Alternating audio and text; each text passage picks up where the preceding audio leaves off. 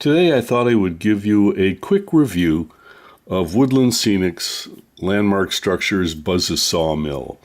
I needed this for my layout because I have a small space. I needed a sawmill type structure for the industrial flow I had in mind, and I haven't really seen a lot of reviews on YouTube about it, so I thought, well, maybe I should do one. And if some of you are thinking about a structure like this, maybe this review will give you an idea of what's inside the box. Color pictures on the outside, obviously, that you can see, but it has quite an extensive book that comes with it. It's about 10 pages long, and in addition to the labeling and instructions about which part goes where, there's plenty of tips as to how to successfully complete the kit, and even some ideas about detailing it and painting and some other things like that. So I will say that it is not a simple kit. There are a lot of tiny detail parts. You can see here everything that's mounted on the sprues, and there are a lot of tiny parts. And once you get up there, like me, your fingers start wiggling from time to time with the small parts. So I will rate this a tweezer kit because you're going to need some extra tools. Well, let's head over to that spot on the layout and you can see what it looks like. Well, here's where the kit is sitting on this part of the layout.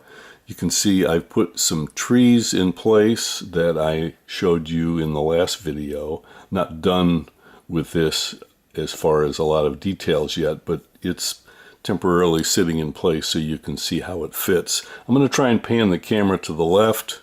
Sorry if it's a little shaky. So there's the sawmill. This little yard here, there'll be a team track and industrial warehouse type building here. Those are some interchange tracks there. And over here is the Lackawanna mine. These tracks over here go on into Scranton and on into New York City, New Jersey area. What I liked about this particular kit is its very small footprint, and that's perfect for me. You can see I have a little bit of a triangular shaped space here to fill. So over here, this is where the logs will be unloaded from the flat car, and I'm working on that car right now. I'll try and show you a little picture of that. And then here is where all the bundles of finished cut lumber will be loaded up in this area over here. So on the kit, roughly, you can see here's the little steam power here. This chain link fence is not part of the kit. There's the saw in there and a piece of lumber sliding on the carriage to be cut. There's a little dude in there. These are the logs getting ready to be rough cut and then sliced in, and on the back side over here is the conveyor that pulls the sawdust up and out and into the pile. I'll zoom in just a little bit so you can see it a little more clearly. My camera doesn't do close-ups very well. And I've got some lighting equipment that I just ordered that will provide some DCC controlled lighting for the structures on the layout. Pretty excited about that. I'll let you know when that comes in and maybe do a review on that as well. But you can see the inside of the structure is completely covered in shadow right now.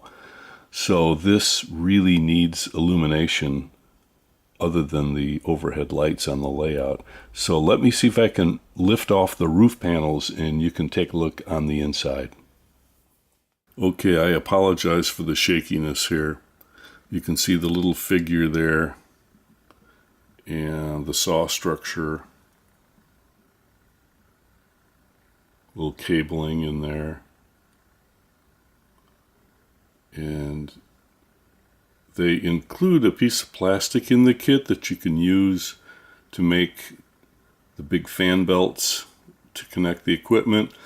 But in this case, you can see I actually used a black rubber band that I had, which I think works out better than the thin material trying to glue it into a loop.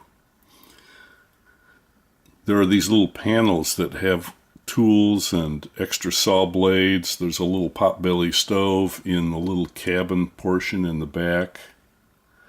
There are industrial lights that hang from the ceiling. Here's a tiny pulley. There's just tons of details. And in addition to being a tweezer type kit with a lot of tiny details, you're also going to need a paintbrush with like one hair on it, because trying to paint a little hammerhead or a hammer handle at 1/87th scale is pretty challenging for me. Maybe not for you, but you can see there's a saw in front there, and I've hit a little metallic on the blade itself. Just a ton of tiny detail, and unfortunately most of it gets covered up when you put the roof panels on. I've still got some work to do on the kit with some chalk, dust, and a few other weathering techniques, but here you can sort of see it in its place on the layout. And I added liberally some sawdust from my table saw in the garage, because a sawmill would have to have sawdust everywhere. Here's a little pile of coal for the steam engine, and some lumber on its way to being bundled up. And over here, this is again where the logs are unloaded and then chopped up. So let's head back over to the bench for a second. Here you can see some of the roof detail. The individual wood shakes are evident, and where they've been blown off and are missing, you can see the tar paper detail underneath. Some of the rafter tails here, the edges very irregular. Here is the little chimney for the potbelly stove and a little conduit for the electrical stuff. And underneath here, you can see the little hanging lamps. This is what comes with the kit for the bundles of lumber, but I decided not to use these. I thought it was sort of a waste of time to try and make this look like actual lumber when I've got sticks of basswood and some other things here that I can use actual wood for that. So here you can see the bundles of lumber that will be shipped out, and they're actual pieces of lumber there. And also I use some real wood inside the sawmill itself. And here's the flat car that's going to be bringing in some logs, just sticks from the backyard. Well, there you have it. I hope that was interesting, and if you're interested in this kit, I think you will find it challenging and full of detail. This is not just a blank wall with boards on it. There's a lot of tiny detail, and so you'll need to do some small painting and some small assembly. And I'm anxious to get some lighting going for it, because I think it really needs that. So hopefully I'll get that done on a future video.